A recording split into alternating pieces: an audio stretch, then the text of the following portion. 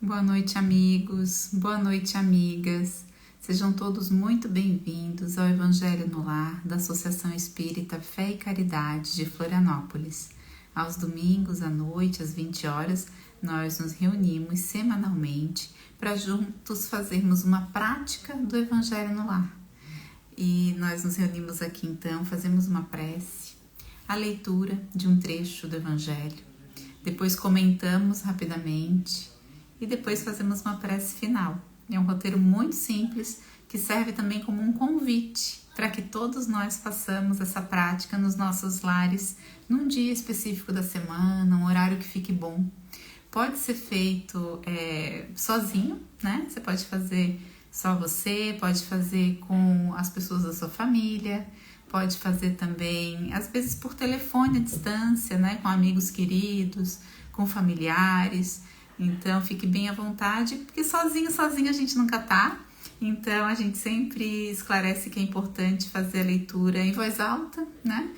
Porque junto de nós sempre teremos o nosso anjo guardião, nosso espírito protetor e por vezes também outros que possam se beneficiar desse momento.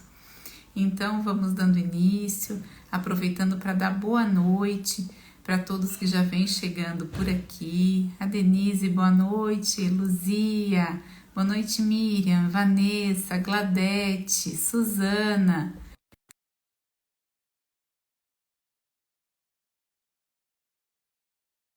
De hoje, em que nós vamos iniciar o capítulo 4. Nós já vimos os 3 primeiros capítulos. Quem porventura queira mais detalhes desses capítulos, é só voltar nas nossas aqui no feed, né? Aliás, no perfil da FC Floripa, tem todos os vídeos. Então fiquem à vontade para retomar ao longo da semana, quem quiser. E eu dou as boas-vindas e boa noite para Ana Maria, que está chegando por aqui. Boa noite, minha querida. Boa noite, Emília. Boa noite, pessoal. Muito Tudo bom bem, estar com queridos? você. Muito bom também. Obrigada pelo convite, Emília. Imagina, eu que agradeço. A Ana estudou bastante esse tema um tempo atrás, né, do que a gente vai falar hoje, então eu fiz esse convite para ela estar aqui com a gente hoje à noite justamente por isso, assim, para a gente aproveitar essa caroninha aí nesse estudo que ficou tão bonito, que está lá no nosso blog, inclusive, né? A gente tem o blog aefc.org.br. É só entrar lá e tem vários artigos feitos por uma equipe muito amada por nós. A Aninha faz parte dessa equipe, né? Muitos que estão por aqui também, a Suzana, já vi por aqui também, faz parte da equipe do blog. Então, fiquem à vontade para, às vezes, né, eu vi isso no Evangelho, queria entender um pouquinho mais, dá uma olhadinha lá no nosso blog, porque tem o texto, né, o artigo, e tem a íntegra da palestra, que foi na casa, né, uma palestra que fica lá o áudio gravado, ou um tempo atrás a gente fazia vídeos também, né, então às vezes tem o áudio e o vídeo, e tem toda a explicação. Pois bem, então sem mais delongas, vou fazer o convite para a Ana fazer a nossa prece de abertura. Pode ser, Aninha? Pode ser. Queridos irmãos, queridos amigos, vamos buscar nos sintonizar com esse ambiente preparado pela espiritualidade amiga, abrindo nosso coração a Jesus, com muita gratidão por esse mestre que nos guia, que nos ama, que nos acolhe, que sintamos todo esse amor divino que o Mestre emana, sintamos gratidão a esse amor de Deus e que possamos nesse momento, com o amparo da espiritualidade benfeitora, fortalecer nossos ideais do Evangelho, à luz da doutrina espírita, possamos buscar compreender, meditar na essência da palavra, que consigamos sentir e vivenciar o Evangelho cada dia mais. Que tenhamos uma noite proveitosa de estudos, Que assim seja. Que assim seja. Deixa eu dar boa noite para o pessoal que foi chegando aqui, a Marina, também a Bru, o Gui, Maria Isabel, boa noite, Vini, Daiane, oi Dai, boa noite minha querida, boa noite Biga, boa noite a todos esses corações amigos que estão aqui com a gente, é muito, muito bom estar com vocês aqui e queria que vocês ficassem muito à vontade para fazer os seus comentários também, para fazer perguntas, esse é o Evangelho da Associação, de todos nós. Pois bem, esse capítulo, né, gente? Ninguém pode ver o reino de Deus se não nascer de novo. Ele é bastante importante para a nossa compreensão do Evangelho de Jesus, né? Tanto que Kardec entra nesse tema no 4º capítulo, depois de ter nos preparado, né? Com o primeiro capítulo, um histórico, né, das religiões e de como a doutrina espírita se insere, reforçando, né, o Evangelho de Jesus. Depois também a questão, né, de que meu reino não é deste mundo. Depois há muitas moradas na casa do meu pai. E aí sim, ninguém pode ver o reino de Deus não nascer de novo. E esse primeiro tema, gente, ele tem 17 itens. Então eu não vou ler todos eles. Combinado? Senão a gente vai ficar aqui até amanhã de manhã. Não. Mas eu vou ler os primeiros aqui, tá? Que trazem trechos do Evangelho. E eu e a Ana vamos comentando os demais. E fiquem à vontade para continuar a leitura também, né? Se assim se sentirem. E eu vou aproveitar, porque às vezes, eu não sei se acontece isso com você, as pessoas às vezes estão fazendo evangelho em casa e abrem o evangelho aleatoriamente e abrem numa página que não tem título, né? Como é o caso aqui, um item que tem muitos, né? Um trecho que tem muitos itens, eu posso abrir randomicamente num trecho que não tem o título. Então, eu posso escolher fazer uma leitura de alguns desses itens onde eu abri, sem problema algum, ou voltar e ler o início, os primeiros itens daquele tópico. E preciso ler os 17, Miriam, se eu abrir nesse tópico, eu tenho que ler tudo, se eu estou fazendo evangelho nesse item? Não necessariamente, gente. Mais importante é a gente fazer a leitura e tentar compreender, tentar meditar a respeito, pode ser de um parágrafo. O evangelho a gente pode ir fazendo semana a semana por parágrafos sem problema algum, né? Tem o pessoal do Miudinho lá de Minas Gerais que faz o estudo deles em cima de frases do evangelho. Sem problema, né? Um trabalho muito bonito iniciado por seu Honório Onofre de Abreu lá em Minas Gerais e continuado pelo Aloísio, né? Por toda uma turma lá em Uberlândia. Então, aqui, né? Então fica só esse detalhe de que abri o evangelho aqui na minha casa, estou fazendo meu evangelho, são muitos itens, não preciso ler tudo. Eu posso ler um trecho, sentir, meditar, comentar a respeito e numa próxima semana, quando eu abrir novamente, avançar. Pois bem, vamos lá então. No primeiro item diz assim: Jesus, tendo vindo para os lados de Cesareia de Filipe, interrogou seus discípulos e lhes disse: Que dizem os homens quanto ao Filho do Homem? Quem dizem que eu sou? Eles lhe responderam: Alguns dizem que sois João Batista, outros Elias, outros Jeremias, ou algum dos profetas. Jesus lhes disse: E vós outros, quem dizeis que eu sou? Simão Pedro, tomando a palavra, disse-lhe: Vós sois o Cristo, Filho de Deus vivo. Jesus lhe respondeu: Sois bem-aventurado, Simão, filho de Jonas, porque não foi nem a carne, nem o sangue que vos revelaram isso, mas meu Pai que está nos céus. Está em Mateus, capítulo 16, versículos 13 a 17, e também em Marcos, no capítulo 8, versículos 27 a 30. Kardec dá sequência com outro trecho. Entretanto, Herodes, o tetrarca, ouvindo falar de tudo o que Jesus fazia, seu espírito estava em suspenso, porque uns diziam que João ressuscitara de entre os mortos, outros que Elias apareceu, e outros que um dos antigos profetas ressuscitara. Então Herodes disse: Eu fiz cortar a cabeça a João, mas quem é este de quem ouvi falar tão grandes coisas? E ele tinha vontade de vê-lo. Isso está em Marcos, capítulo 6, versículos 14 e 15, em Lucas, capítulo 9, versículos 7, 8 e 9.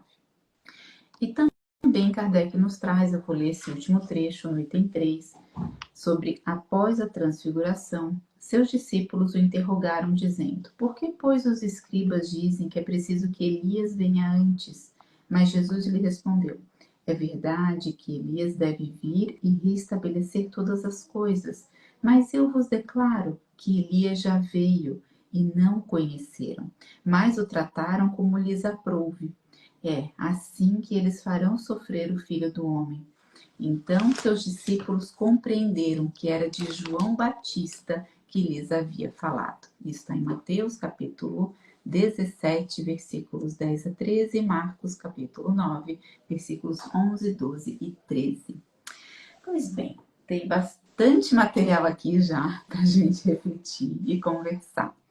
Aninha, eu queria começar te ouvindo a respeito dessa diferença entre reencarnação e ressurreição, né? Porque ressurreição aparece aqui, né, no Evangelho, né, no Novo Testamento, e Kardec inicia o item 4, inclusive dizendo para a gente que a reencarnação fazia parte dos dogmas judaicos, sob o nome de ressurreição. Então, como é que a gente diferencia um fenômeno do outro? Sim, é uma dúvida que muitos têm, né? Uma pesquisa bem recorrente, assim, na internet, né? Mas vamos começar falando do que eles têm em comum, esses dois termos. Ambos significam a vida retornar ao corpo. Mas aí começam as diferenças, né? Vamos começar por reencarnação, que é um termo que a gente já está mais habituado, nós espíritas, né? A gente já escuta mais, né?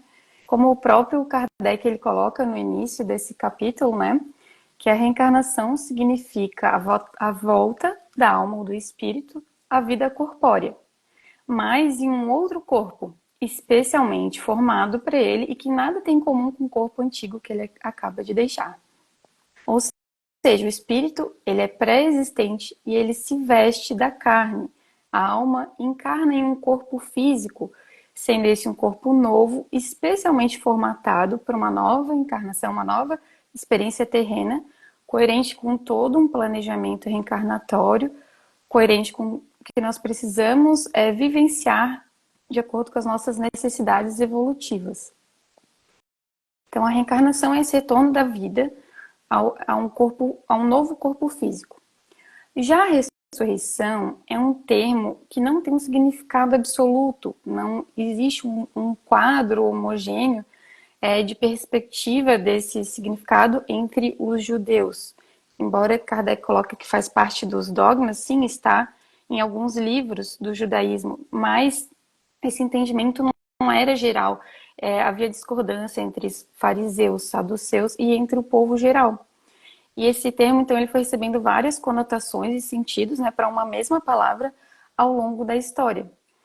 Então, haviam diferentes visões, compreensões em relação a três aspectos da ressurreição. Primeiro, em relação a qual corpo essa vida retornaria. Segundo, a quando essa ressurreição aconteceria.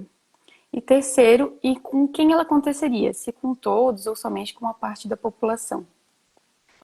Pois bem, para começo de conversa, nem todos os judeus acreditavam na vida após a morte, né? Os saduceus, eles não acreditavam na vida após a morte, então eles não acreditavam na reencarnação, na ressurreição, desculpa.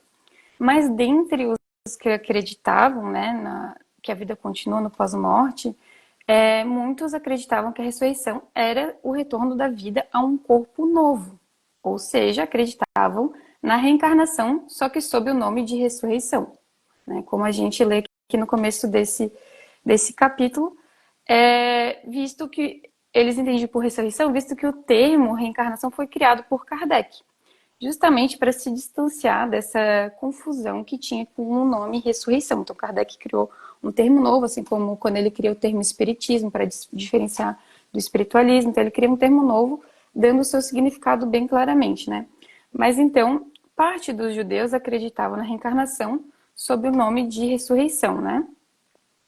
Porém, a maioria, né, do povo entendia isso claramente em relação aos profetas, né? Como a Emília leu ali no começo, né? em Mateus, em Marcos, né, Jesus pergunta, né, que dizem as multidões em relação ao Filho do Homem, né, que dizem que eu sou? E os discípulos respondem, alguns dizem que é João Batista, outro Elias, outro Jeremias ou algum dos profetas.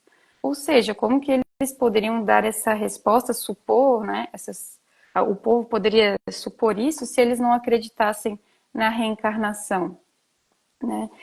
E quando Jesus revela aos discípulos que João Batista era Elias, né, Elias reencarnado, não causa espanto aos que escutam isso, né? Então, quer dizer que esse entendimento do retorno da vida corporal a outro corpo, um novo corpo, já era comum, e em especial para os profetas.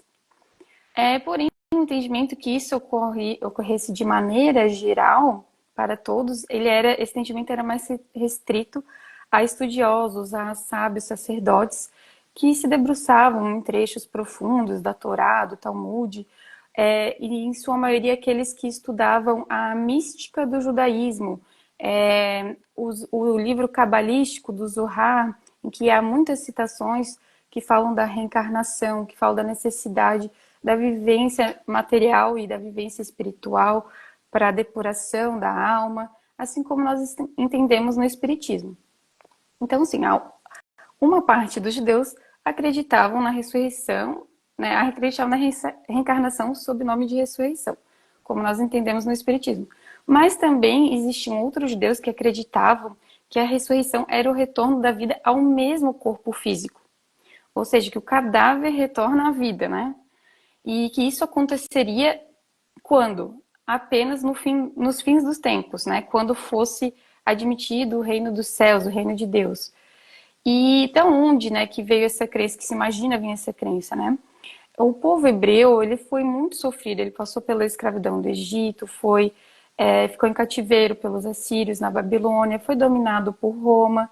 Então, na mentalidade deles, né, não seria justo os seus antepassados que sofreram tanto, quando chegasse o reino dos céus, eles não pudessem gozar desse reino dos céus, né? Então, por isso que eles acreditam que esses antepassados retornariam aos seus antigos corpos numa ressurreição dos fins do tempo, né? Numa visão escatológica, né? Dos fins dos tempos da ressurreição. Porém, essa visão ela é cientificamente impossível, né? Comprovada que é cientificamente impossível e veementemente negada pelos espíritos da codificação, porque como poderia um corpo que já entrou em decomposição, que os seus elementos químicos já foram dissipados, dispersos, absorvidos no ambiente, né, que foram reduzidos ao pó, pode que, como por uma mágica, se reunir, se reaglomerar em um corpo físico novamente e apenas nos fins dos tempos, né? Não há uma explicação lógica para isso, né? E nem científica. E é uma visão do reino de Deus na Terra, né? Não interna, mas externa. Tem isso também, né? A Suzana está comentando, Ninha, que é muito interessante, né? Que alguns judeus acreditavam que viam a ressurreição de outra forma, com outra interpretação. É isso? Acho que é isso mesmo, né, Aninha? Que a Suzana não coloca era aqui. um entendimento homogêneo, né? Até porque eram povos diferentes, de tribos mesmo, né? Diferentes e com as crenças elas eram, né? Como a Aninha falou, os saduceus não acreditavam na vida após a morte, né? Achavam que depois que a gente morreu acabou. Já os fariseus, e aí eu quero pegar um gancho para a gente falar de Nicodemos, né? Um fariseu que vai até Jesus, né? Numa noite, né? Ele não foi durante o dia, ele foi à noite para não ser visto, né? Indo até Jesus. E de forma muito respeitosa, tá aqui no item 5, tá, gente? Desse trecho do Evangelho, ele pergunta a Jesus, né? Como pode nascer de novo um homem que já está velho? Pode ele entrar no ventre de sua mãe para nascer uma segunda vez? Né? Então, ele quer entender a mecânica desse processo. Né? Ele já entendeu ali, ok, eu tenho que nascer de novo, que foi isso que Jesus disse, né?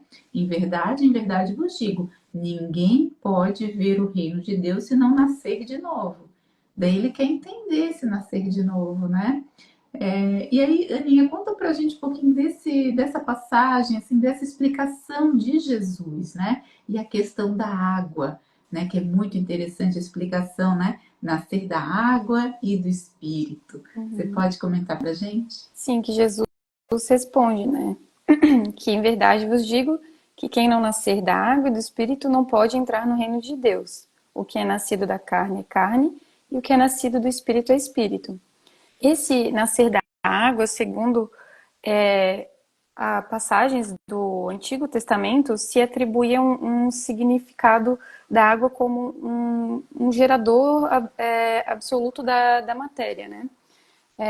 Existem vários exemplos aqui que ele coloca também da água sendo gerador da matéria. E também a gente pode fazer a analogia, né, de nós, quando encarnamos no corpo físico, né, o nosso primeiro contato é na água, dentro do líquido amniótico da barriga da mãe, né? Então, a água é esse símbolo da matéria, né, do material. E o espírito, o símbolo inteligente, né? Então, é necessário que se renasça o corpo, com corpo e alma. A gente retorne um novo corpo e essa alma encarnada para essa experiência. E ele fala que o que nasce da carne é carne, o que nasce do espírito é espírito. Então, o corpo físico procede do corpo físico, do material, né? Nosso corpo físico é gerado pela matéria que já existe aqui no planeta Terra. Agora, o espírito, não, ele é pré-existente. Ele, ele encarna nesse corpo, ele é independente do corpo físico, né? E ele vem para cá para vivenciar experiências que nos auxiliem na nossa evolução. Então, E ali, conectando isso com a questão anterior da reencarnação versus a ressurreição, vou aproveitar até, Suzana, a tua resposta na enquete que a gente fez mais cedo sobre a diferença de reencarnação e ressurreição. A Suzana disse assim: ressurreição, a pessoa retorna à vida no mesmo corpo. Reencarnação, retorna em outro corpo. Né? Daria para a gente resumir dessa maneira, Ninha, na compreensão, sabendo de tudo que a Ana já explicou para a gente, da questão científica, da impossibilidade de se retornar no mesmo corpo, né? A gente retorna e precisa de muitas vidas, mas eu já vou chegar lá no sentido mais espiritual, né, da coisa. Mas antes disso, eu só queria tirar uma outra dúvida que eu acho que é de muita gente, porque existe sim também no Novo Testamento, no Evangelho de Jesus, a questão da ressurreição em relação a trazer pessoas de volta à vida, né? Quando a gente vai ver o exemplo, por exemplo, de Lázaro, né? Tem outros aqui também, tem a do questão, filho da vamos viúva de pensar, Naim, da filha de Jairo. isso, exatamente, de Naim, exatamente. Então você já entendeu onde é que eu estava indo, né, Aninha?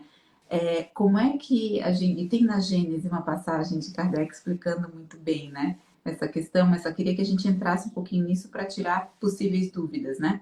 Então, Uhum. peraí, ressurreição não existe? O que, que é a ressurreição que está, né, descrita no Novo Testamento? Sim, a ressurreição de Lázaro, por exemplo, né? A Marta, que é irmã de Lázaro, né? Após a morte de Lázaro, ela vai até Jesus e chama ele, né? E diz: Jesus, se você estivesse presente aqui, meu irmão não teria morrido. E Jesus responde que o irmão dela, que Lázaro, ressuscitará. E a Marta diz: mas é claro, eu sei que ele vai ressuscitar na ressurreição no último dia.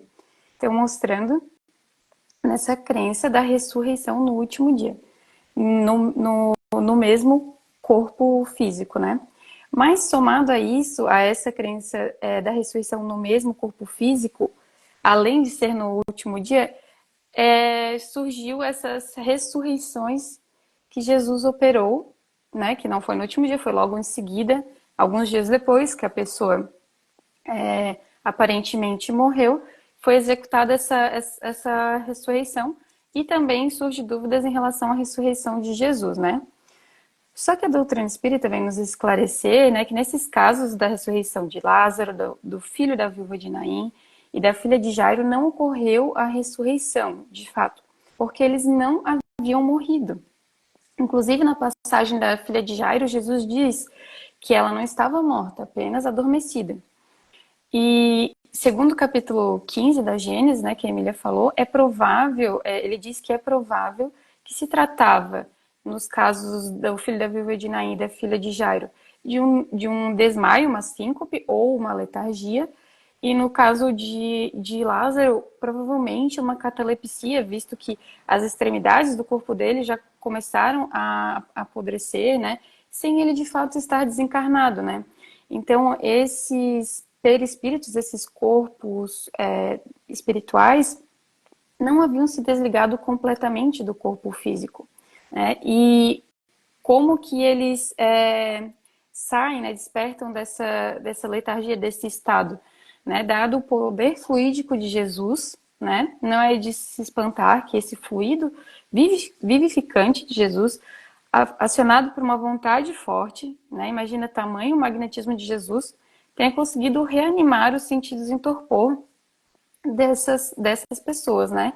Que haja feito mesmo o espírito voltar ao corpo, prestes a abandoná-lo, uma vez que o laço do perispírito ainda não havia sido rompido definitivamente. Então, essa força magnética de Jesus conseguindo operar a cura e não a ressurreição desses espíritos, né? Tudo certo em relação a isso? Sim, acho que agora fica claro, né? Sobre as crenças em torno da ressurreição, sobre a ressurreição, né? Que a gente falou de Lázaro, a filha de Jairo, o filho da viúva de Naim, foram, na verdade, né? Curas também, Uhum. né? Assim como outras tantas curas a gente poderia classificar.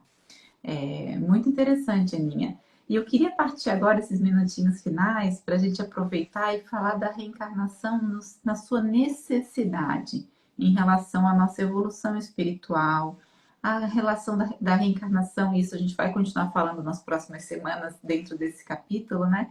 Em relação à misericórdia divina, né? O quanto é importante, o quanto faz parte, né, da lei de justiça que seja assim. Né? Acho que isso Jesus também deixa claro, e tem uma passagem na Boa Nova, não sei se você pensou em trazer esse trecho, Aninha, mas tem uma passagem no capítulo 14 da Boa Nova que é muito bonito, que Jesus fala, né, a João e Tiago, e diz assim, as árvores não renascem depois de podadas. Com respeito aos homens, o processo é diferente, mas o espírito de renovação é sempre o mesmo. O corpo é uma veste, o homem é seu dono. Toda roupagem material acaba rota, porém, o homem que é filho de Deus encontra sempre em seu amor os elementos necessários à mudança do vestuário. Então, deixando claro para a gente, né, que o corpo é passageiro, mas a alma, o espírito é imortal. Então, você tem algumas palavrinhas para a gente sobre essa questão também? Sim, até na própria ressurreição de Jesus, né? Ele vem trazer essa mensagem da imortalidade da alma, né? Embora ele não tenha retornado com o corpo físico, né? Não foi uma ressurreição física, e sim perispiritual, que a Gênesis também vem nos esclarecer isso, né? Que ele retorna em perispírito. Ele vem testificar e muda toda a nossa história, né? Vem trazer essa luz da imortalidade da alma, essa alegria, o amor, a resignação, sabendo que a vida continua e que é tudo um processo evolutivo que nós temos que trilhar, né? Então essa necessidade de nós, espíritos simples e ignorantes, chegarmos à felicidade suprema, a, a espíritos puros, nós vamos necessitar um contato inicial com a matéria para o desenvolvimento da nossa inteligência, e à medida que isso acontece, a gente vai querendo transcender a matéria. E vamos entendendo que o corpo físico é apenas um instrumento para desenvolver habilidades do nosso espírito, desenvolver virtudes espirituais, qualidades morais para o nosso espírito. E com isso é necessário a reencarnação, retornar várias vezes ao corpo físico. Não conseguiremos fazer isso em uma única existência. E no sentido do grego, da palavra ressurreição, que se usava a palavra anástasis ou egeiron, que quer dizer levantar-se, erguer-se, ficar de pé, despertar do sono. A gente consegue ter a ideia do despertar do espírito num sentido figurado, que eu acho que é a grande mensagem que a gente pode tirar daqui hoje.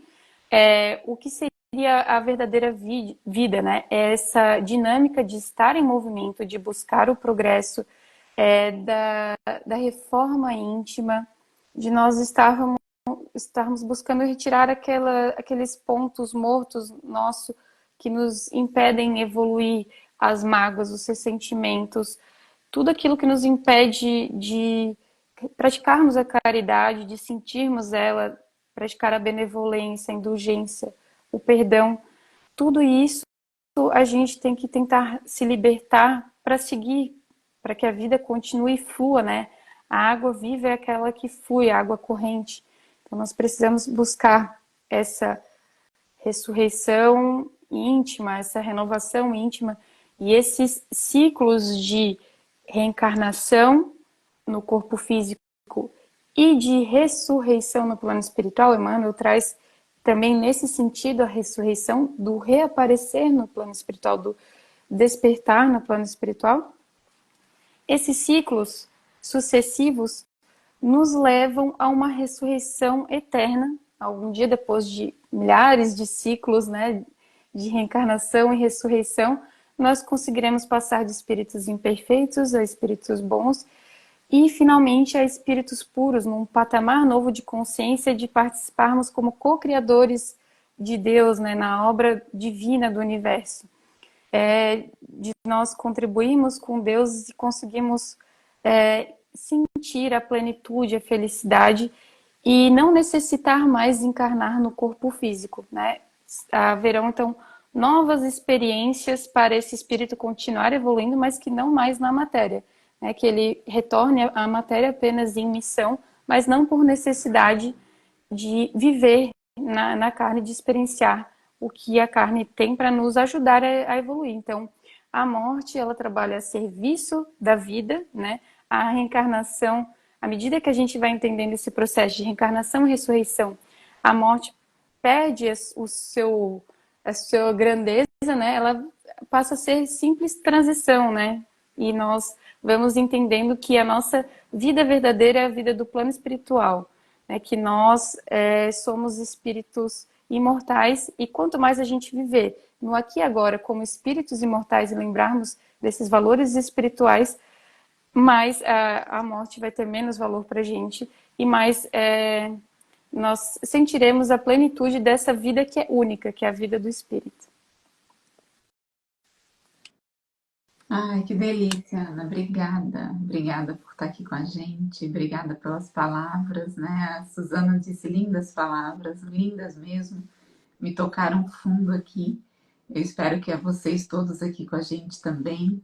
Seu França diz gratidão, né, pela clareza das explicações do tema de hoje, porque de fato não é um tema simples, né, gente?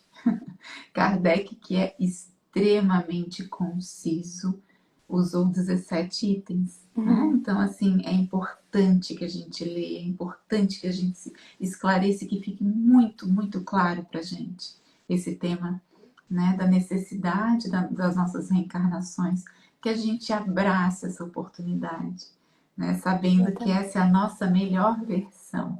Estamos melhorando, né? E essa é a nossa melhor versão. Que as palavras de Jesus no Evangelho, elas são para nós espíritos. Jesus não falava para os homens daquele tempo. Ele usava de artifícios ali de narrativa, assim, das parábolas, enfim, porque são, né, formas de fazer essa mensagem transcender. Mas a mensagem, né, o espírito que está ali, naquela mensagem, o sentido profundo, ele é transcendental, ele vai perdurar tão longe quanto o tempo. Então, Jesus falava para nós, espíritos. É importante que a gente lembre disso, principalmente nesse tema. Então, tudo que Jesus falasse a respeito desse tema é para nós hoje, né? E sempre. Então, é importante demais. Aninha, muito obrigada. A Vanessa disse esclarecimento muito profundo. Eu confesso que terminando aqui eu vou voltar, vou ouvir de novo o que a Aninha falou, porque é importante. É sim, para mim, muito importante. Gratidão também a Maria Isabel, está dizendo, Maria Isabel, oi minha querida, está dizendo aqui, né, claras e lindas as palavras. A Luzia também, dizendo que o significado da morte física, né, que tanto nos faz sofrer, né, Luzia? Que a gente consiga, de fato, sentir, meditar e sentir a profundidade da reencarnação para não mais sofrer tanto. Saudade a gente vai sentir, não tem como, né? A gente vai sentir, mas que a gente saiba da necessidade desses fluxos, né? Dessa água contínua que gera vida. Que o amor Então, verdadeiro vamos. sempre vai promover um reencontro, né, dos que se amam, né? Aproveitando o dia Perfeitamente. de ontem também. Sempre vamos nos encontrar. Isso mesmo. Então, queridos, vamos juntos fazer a nossa prece final, agradecendo profundamente a presença da nossa amiga Ana Maria aqui com a gente essa noite, pelos esclarecimentos, a espiritualidade amiga que prepare esse encontro, que nos traz até aqui, que nos intui, que a gente possa, ao longo da semana, lembrar de viver em plenitude essa nossa encarnação, saber que estamos aqui com uma necessidade premente de aprender a amar, de nos desenvolver, de deixar para trás as antigas mágoas, de aprender a perdoar, que a gente use essa encarnação, né, mais essa reencarnação a nosso favor do nosso aprendizado, para o nosso espírito, que é imortal. Agradecer mais uma vez a presença de cada um aqui e com as bênçãos da espiritualidade amiga, permissão do nosso amigo e mestre Jesus, que nos conduz ao nosso Pai Celestial. Nós damos por encerrado o Evangelho de hoje. Que assim seja. Boa noite a Obrigada. todos, muita luz e muita paz essa semana. Que assim seja. Até a Beijo, próxima. gente. Tchau, tchau.